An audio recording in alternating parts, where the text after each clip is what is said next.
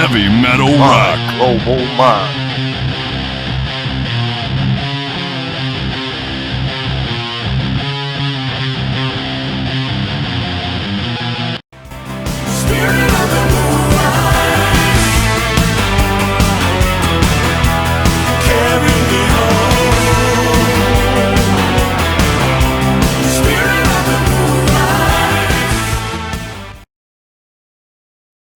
Well, today on My Global Mind, we are speaking with legendary songwriter, composer, keyboardist, pianist David Paich of Toto fame for his upcoming solo album, Forgotten Toys, due out August 19th. Thank you for taking the time to speak with us today, David. Appreciate it. Thank you very much. It's an honor. Did I forget anything in the intro? Did I capture everything? I think you got it all. I'm loving the new CD. Congratulations. Thank you. Really very good. much. Yeah, I was doing some reading about it, and it said that these gems are songs that you've had in your collection, maybe have nenever seen the light of day. Yeah. Tell me a little bit about that. Well, there were more pieces of songs, that I'd had floating around. I had what ended up becoming a bridge here or a chorus here, and or else they were floating around in my head, and I just I'm kind of rediscovering these songs right now and putting pieces together. It's kind of like a conundrum. It was like a puzzle to put what's the form on these songs. So I brought Joseph Williams in to help me frame it, and it was very exciting and a real magical experience. Yeah. What was the impetus for revisiting all these song ideas that you probably have somewhere locked in a vault? I think it was a combination of things. Steve Lukather and Joseph Williams were both working on their solo records, and they kept prodding me, urging me along to do one. And it was entering the COVID period, the heavy duty COVID period. So I said, maybe it's time for me to do this, because I felt a lot of satisfaction in doing Toto records and expressing myself. But it was time to do something here where I could sing more and just show another side of me as well. That's great. Are you the type of guy who's just stockpiling songs or ideas, always recording constantly? I'm constantly recording stuff, but I don't have songs stockpiled. No? I've got a bunch of. I have a few songs in the locker, but none that I would release right now. I'd have to probably write some new stuff. Yeah. You're the type of guy that when you have a release, you sit down and you put together your ideas? Yes. Yes. Although I the way, Yeah, it's through the days. Yeah, I didn't want a time frame on this, so I just took my time with it because I have a studio at my house here, so I was able to work on it a little bit every day. No, that's great. Being bits and pieces of songs that you've kind of pulled together from periods of time, what's the oldest song, would you say? And what's the newest, or a compilation of maybe older material? Yeah, I would say Lucy is the oldest, because I started that way back probably 8 years ago with Mike Lang. I was contemplating doing a duet solo project with two piano players, and Mike helped me write Lucy, and but I ended up that didn't come to fruition, so I decided to grab it for my solo record here. And I'm glad I did, because it's indicative of a lot of another side of me there. Absolutely. I think probably the latest one was probably "Will I Belong to You." I think that's probably the latest one that we did. That's cool. Speaking of Lucy, that's a great song. It's a great jazz tune, and it sounds very improv. Like I'm watching somebody in a bar, getting their heart and soul out, and I feel like I was transported instantly to that vibe. Then we accomplished what we set out to do. Then that's a very good. That's the feeling I get when I still listen to it now. Yeah. I feel like I'm in a bar listening to a great jazz group playing, but it happens to be all my friends and the elements of that song. Yeah, no, that's a good one. It was really fun, and it was nice that you put it at the end. I kind of like that instrumental aspect. Yeah, it was kind of like, and here's a postscript, you know what I mean? Yes, absolutely. I think my favorite track was Spirit of the Moonrise. Oh, great. I love it. Real catchy. Very, very memorable song. Tell me a little bit about the history of that one. That one I had a few pieces. I had the chorus piece and I had a verse piece, and but I didn't have the form together. So Joe helped me frame the form, and then I had lyrically. I had a dream about a girl on a painted horse, and me and Joe just took that as a narrative and just kind of expanded on that narrative. Well, that's cool. I didn't know Joe was that involved. Yeah. He's that type of guy, not just a lyricist and not such a vocalist. He could actually put it all Produce. together. Joe's very hands-on and technically savvy when it comes to producing and working on Pro Tools and Logic and stuff like that. So he was kind of the commander in chief, sitting at the controls while I was allowing me to be the artist. He did a great job, I have to say. Really, Yeah. really great job. Yeah. Thank you. I'm glad you enjoy it. Yeah, does he work that way in Toto with you guys, or is he more like the musician and he's the artist? He works that way with Toto too. When we're doing Toto, he's kind of in the driver's seat, but he also is contributing as a musician and as a songwriter. Oh, he's great. Yeah, outstanding. Now, what tracks did Steve play guitar on? Steve played guitar on Spirit of the Moonrise, and he played on Will I Belong to You? And he also played on, did the rhythm guitar on Queen Charade, which he did a great job on. Oh yeah, that's another great one. I had a feeling he was on, he was on Spirit of the Moonrise. You could tell his style a little bit. Yeah. No, he did a great solo. He really, it's so fun getting to produce Steve, because I get to say, no, do another solo, and they're all incredible solos, But he knows I go simplify. I'm always trying to get him to do more simple, melodic kind of solos, and he ended up doing just crushing it, Yeah. Sometimes those are the best. Yeah. Kind of like Journey-esque, like they're almost like a symphony onto themselves. Yeah. Well, it's funny. I think Neil Sean started copying Lukather a little bit, because Neil Sean wasn't a real melodic player until Toto stuff was coming out, and I think him and Steve were hanging out together. And I think Neil started getting more melodic around that time.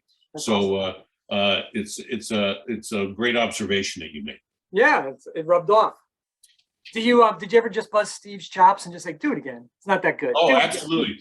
Well, because he always usually the first solo he does is unbelievable. Because once he finds his zone, it gets real rock and rolly on his first part. So then he starts thinking about it, and he starts getting a little more notey and a little more jazzy. And I always have to get him to go back to the roots, because I like blues and I like it to be simple, Yeah.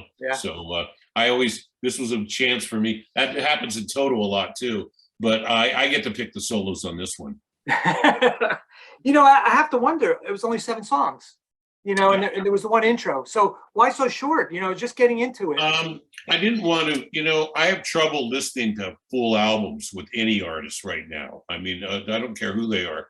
It's just a lot of material to listen to for one. Yeah. And I didn't want to have just cuts that were gratuitous cuts on there just to fill for album filler and stuff like that. I wanted every cut to be meaningful, and I thought that was enough for people to listen to. It certainly isn't for me to listen to in one sitting, No, that's a great point. There's really no filler on this album. Yeah. Thank you. You've always had an affinity towards melody-driven music, merging your virtuosity, and Forgotten Toys is the perfect example. How do you keep pushing yourself forward to keep melody and not stagnating from that much? Well, melody's the key to music to me, as far as I'm concerned. I think I was born with a gift. My father made me aware of. This isn't me proclaiming that myself, but my father made me aware that I had a gift for melody and a gift for writing some poetry too. So he urged me on to being a songwriter. So I just hear melodies in my head, even when I'm listening to someone else's song. A lot of times I'll hear a different melody than they put to the song in my head, But when it comes to Toto, I always urge people to, the melody comes first, Yeah. And same with the lyrics. Lyrics and melody are what it's all about, So I think it's in my DNA. Melody. I agree 100% with you. I could listen to pop songs as long as they have great melody, and I could listen to all the way to thrash metal, as long as there's a melody That's there. right. Yeah. Without that, it's just sometimes could be noise. So I totally agree with you. Yeah. From the press release, I couldn't understand. Was your father a musician also? Yes, he was. But that father was originally a jazz pianist and an arranger for people like Ella Fitzgerald and Ray Charles back in the day. You know, so there was always music around my house, and I kind of followed in my father's footsteps. I got to work with my father a lot too. Around the age of 13, I started working on arrangements with him and getting to help him out. Of course, he was a master. He's up in the John Williams League of arranging. You know. Absolutely amazing. And at 13, he trusted your insight. That's pretty cool too. So you must have really. Yeah, he trusted me. Yeah, my dad was very supportive, and of course he was doing all the heavy lifting because he's got the pencil, and it was back in the day when it was all pencil to paper, you know. Oh my God, yeah. And no synthesizers to play and all that kind of stuff. It was just piano and pencil, you know.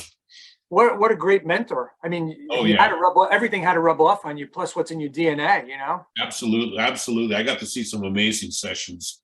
And to the very end, when my father was still, he produced The Way We Were for Barbra Streisand and arranged that. And he actually did work with Aretha Franklin. We co-produced an Aretha Franklin song together, Break It To Me Gently.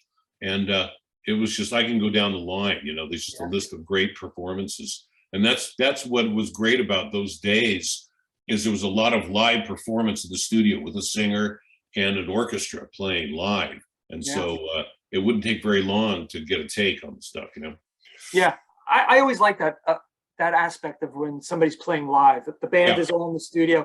That's kind of like what my heroes did. And that's all the pictures you saw, like of Van Halen, they were all in the studio. And oh yeah, absolutely, playing live and stuff like that, you know. But it's since become piecemeal, where everybody's kind of putting things on one at a time, you know. Yeah. Which is it's not quite as fun for the musician, because the musician, when you're in a session, when someone plays a certain part, you make adjustments to that part, and you adjust whatever part you're playing, you know, where there's no other adjustments. Musicians aren't adjusting after the fact when you're doing it on computer. But that's the challenge. That was the challenge for me, is to make it sound like it's all done at the same time live. It was, and it did come across that. You and John did a great job with that. When you're writing, is it easier to write a happy song or a sad song?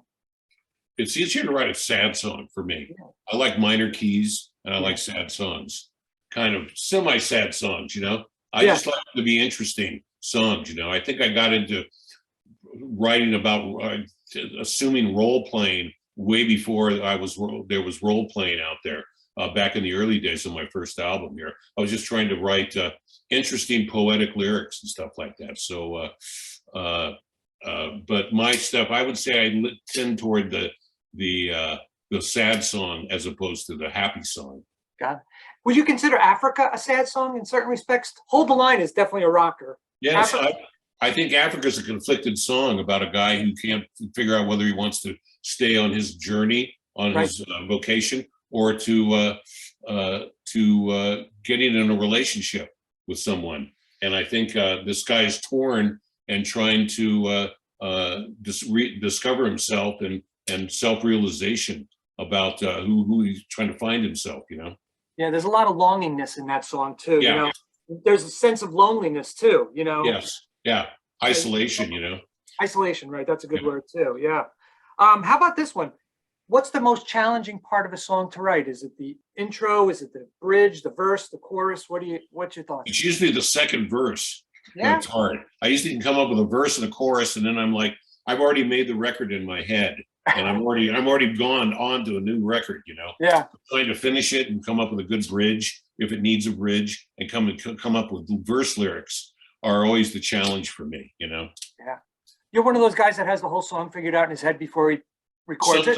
Sometimes. Wow. There were sometimes like Hold the Line, I had that in my head. I had a lot of Rosanna in my head, and I had a lot of Pamela in my head. And but the rest of them are just these blossoming works of when the band gets a hold of them, all of a sudden the sum becomes bigger than the total of ingredients of the whole thing. And it's great to see it blossom and bloom and surpass what's really great is when it surpasses your expectations or what you're hearing in your head. Even this band has ability to take it to that one extra level, you know. Incredible, yeah. There must be a lot going on in your head all the time. It's like, oh my There God, is. I got another song. I got to run somewhere and record this. I do. There's a lot rattling around in my brain, you know what I mean? That's why I have a recording studio, so I can, when I put something down, it can be actually not just a demo, but a master thing, which is the way some of the songs on Forgotten Toys were done. You know, the song First Time you hear in the very first 4 bars, that's actually my demo that I did. And then Joseph and me built on the demo in the very intro of that song. So you can keep the demos, and sometimes the demos are the masters, you know? Yeah, sometimes, yeah, absolutely. I've heard so many people say they love the demo better than what they were going with. Absolutely. And that was back in the day when you couldn't keep the demo, but now you can. A lot of people, I think, do keep their demos, you know, especially when it comes to a vocal. I had a special vocal on all the Tears That Shine. I had Mike Sherwood sing on that because that was the demo vocal, but I rebuilt the track around him because it was such a magical performance of his that I thought it was very compelling and should be heard by all my fans out there, you know? Yeah, no, it's very, very cool. You know, Hold the Line, Rosanna, Africa each had 1 billion streams. So by my quick calculation, you should be a billionaire, right? No, yeah, I wish you got $1 for each stream, you know? But they come in micro pennies, believe it or not. God. It's all digitized, and you know, you get a percent of a penny, you know what I mean? For each one of these, sometimes how they measure them and stuff. So it doesn't add up to sometimes not even millions, you know what I mean? Oh my God, yeah. It's a very quirky mathematical how they quantify everything and monetize and then monetize it, you know. Like, again, I said, I wish I could have $1 for each stream. That would be awesome, you know. Yeah. I also know that you're a huge Elton John fan. He was a big influence on you. Have you ever got a chance to tell him how much, you know, he impacted your career? Absolutely. Absolutely. I got a chance to work with him on the Nobody Wins song with James Newton Howard and Steve Lukather. The first thing I did was just tell him what an impact he had on my life. You know what I mean? Yeah. And he's such a great guy. And when Rosanna won the Grammy of the year for Best Record, he was the first person to stand up and applaud in the audience. And they'd have that on film. And that means more to me than anything out there. All the reviews, everything, you know? Yeah. That's a nice remembrance. You know, in your bio, you talk about working with Motley Crue, and I had no idea that you ever worked with Motley Crue. I guess I'm assuming it was for Generation Swine, right? Yeah, there was a song called Brandon, I think it was called, on there. And I worked on that with Tommy Lee. I didn't really have a long history with Motley Crue, but I did work on a song with them and got to be friends with Tommy Lee and a couple of the guys there, you know. So it was again another magical experience. How does that come about? Like, I mean, how does the heavy metal drummer call you up to help you write a song about his son? That is Steve Lukather. Steve Lukather is the component to a lot of our relationships with people because he knows all the guitar players. I mean, every single guitar player out there, he has a great relationship with. Yeah. So he was hanging out with Tommy Lee, and Tommy Lee started listening to our stuff and noticed that I was a keyboard player in our band. And he was just wondering if I would do a session for him because he wasn't that fluent as a piano player. So I said, sure, I'll be happy to, you know. So I think I put some harpsichord on it, or just piano and harpsichord. I forget. I have to rediscover that record. Yeah, that's funny. I had no idea that you were involved in that. So that's fascinating. It's interesting. A lot of people aren't, you know. Yeah. So there's so much going on in the way of Toto.